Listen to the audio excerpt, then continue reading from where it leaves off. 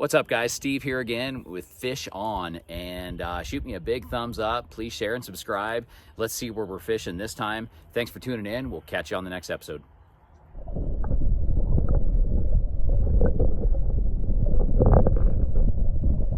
And here we are on the next episode, episode 14. You've caught me in northern Colorado on beautiful Wright Reservoir after the Arctic Grayling. This is a bucket list fish for a lot of you guys, but we're going to break it down today and show you how it's not rocket science. I'm expecting a really good day. We're just a couple days past ice off here at Wright. I've just been following the reports, and as you guys know, ice off can be an amazing time to fish. It's my second time here. I caught a bunch last time I was here. We're going to use small flies, small presentations. There's some snow up here still, but there is no ice. And this ought to be a really fun show. Sit back and relax and enjoy. First cast of the day. We're going to roll cast our way out there. Using a 2-fly rig. Probably show you this later, but I've got a zebra midge, size 20, really small. Zebra midge is the top fly, and I've got a bead pheasant tail nymph as the bottom fly. And like we always say, that's going to be the first thing we change is our depth range, not the flies. These flies ought to pay the bills, but I think finding them, the depth range is going to be key. Right now I've got the first fly about 3 feet below the indicator, and then the bottom fly 18 inches below that. With the zebra midge being the top fly. But this is going to be what a lot of you guys will probably say is like a bucket list fish for you that we're hopefully about to show you, but they're really not that hard to catch. That's going to be the point of this episode, is to show that it's not rocket science and they're not that hard to catch. I'm using 7X Tippet though on the fly rod. The fly rod's the tool today for me, for sure. But the 7X Tippet, 7X tapers down to like 2.4 pounds.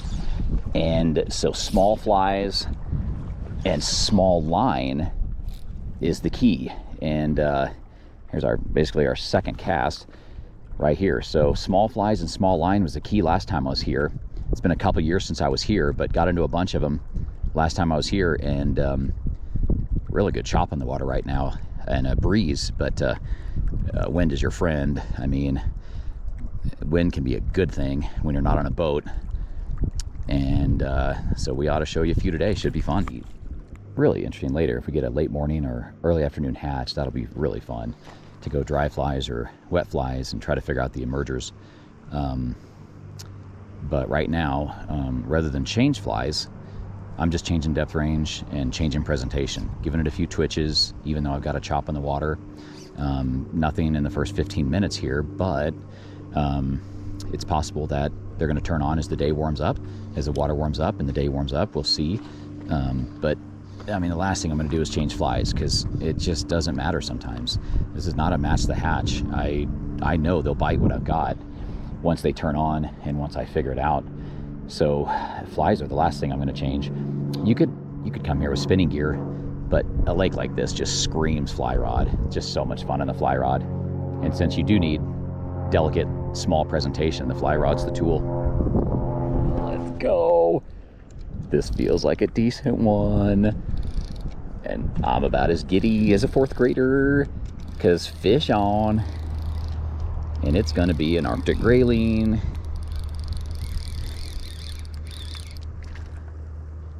Oh, let's freaking go.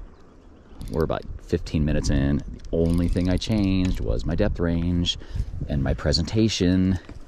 You don't always have to change your flies or bait or lures. And he took the beadhead pheasant tail.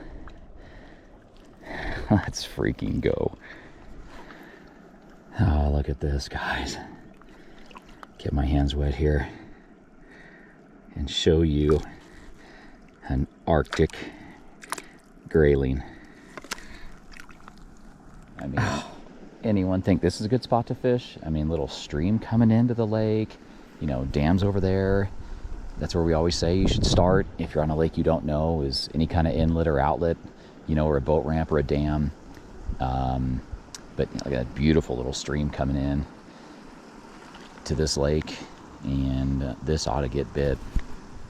We got another fish on.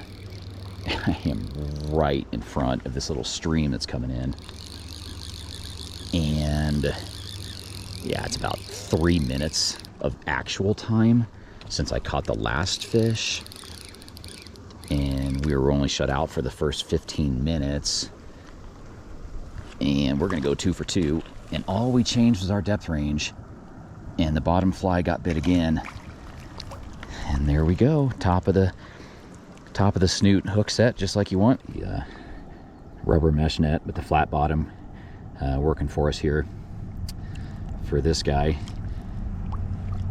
It's just worth looking at him again. Get my hands wet here. Arctic grayling. And the traditional thing that you do with these guys is kind of spread out that. There's a point of this episode is to show you guys that this is an easy fish to cross off your bucket list if it's on your bucket list, because I know people are going to watch this show and say it's a bucket list fish. Turkey stain is just getting here because, I'm 3 hours from Denver, about 2 hours from where I live. Steamboat Springs, about an hour and a half to the west, and Fort Collins, about an hour to the east. Poudre River's running high, you know, it's runoff, so not a great time to fish the Poudre River. So come to these high country lakes that are only open for fishing a few months of the year.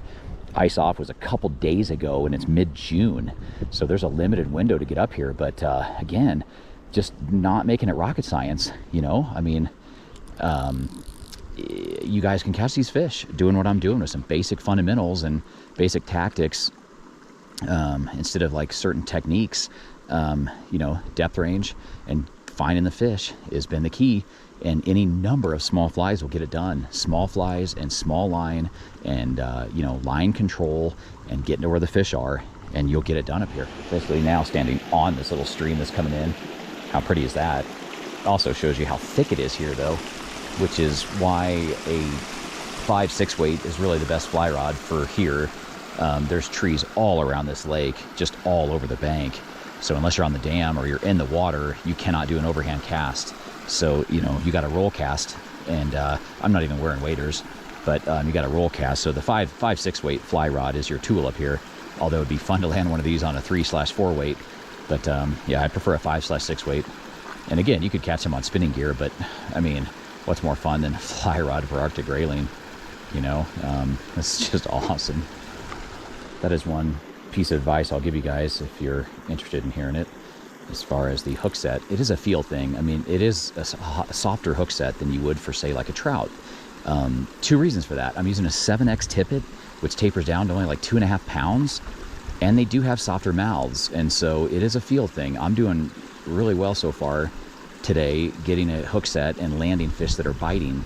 Only missed a couple so far and landed a few, but it's a total feel thing, so that is really important. It's a feel thing. There is a softer hook set to this than you would for a trout, because just right there, just like that, guys, because they have a softer mouth and I have light tippet, so even a smaller fish is going to break off on a heavy hook set, and this is probably going to be a perfect top of the snoot hook set and fish on.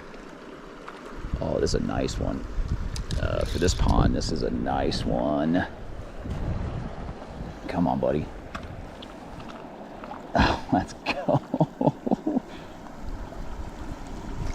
Oh, prettiest one yet.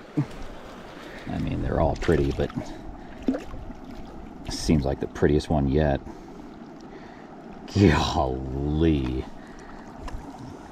I mean, hello. Look at the colors. Look at the beauty of that fish. Wow. See ya. So once again, we've now caught multiple fish on multiple different flies.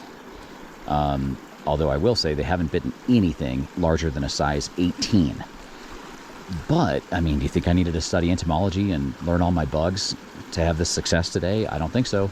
I mean, are there times that matters? Sure. Are there times that you match the hatch? Sure, but I'm using, you know, small general attractor nymphs this entire day. Hare's ear, pheasant tail, zebra midges, all of those have caught fish today, and everything small has gotten it done.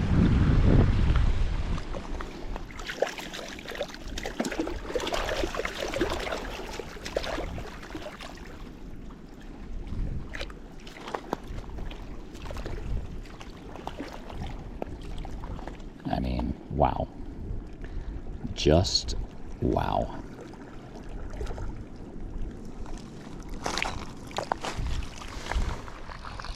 Oh, another good hit. Jeez. It's not been subtle today. I mean, they have wanted it. That's all I'll say about this fish. He wanted it. Yeah, I don't think this is coming off. We're landing this one. Look at that. I mean, you can just see the iridescent rainbow color before they come in. So cool.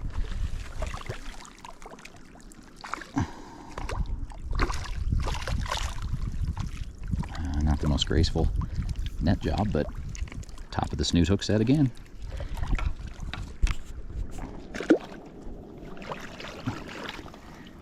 About as pretty as fish get.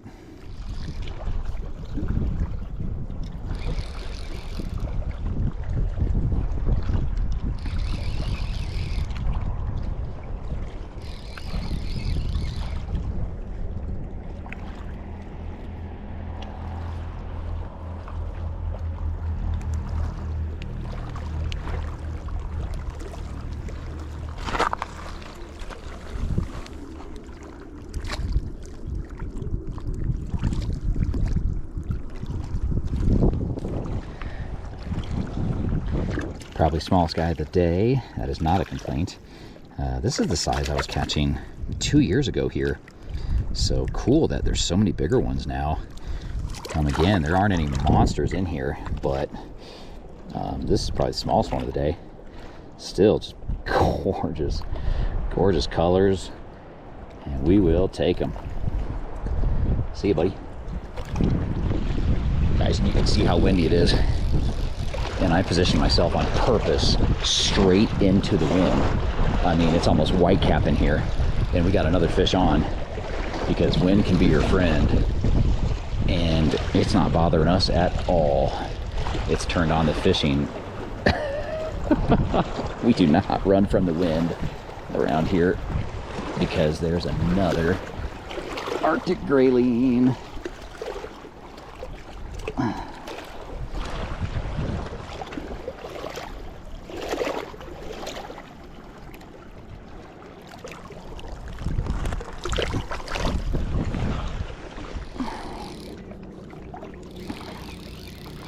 Let's go.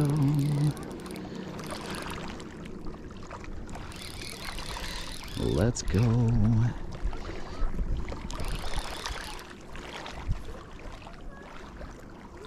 Oh, look at the colors here. Oh my gosh. I didn't think they could get prettier. I didn't think they could get prettier, but they are. Oh.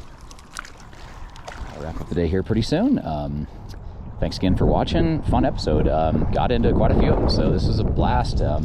Joe Wright Reservoir, Northern Colorado. I can't stay for the afternoon, so if there's a hatch today, it didn't happen in the morning. It could still happen this afternoon, but never did go to dry fly or any kind of like emerging flies because it just didn't happen. I only saw 1 or 2 fish rise, and I'm not even sure they were feeding. So if there's a hatch today, it didn't occur in the morning hours.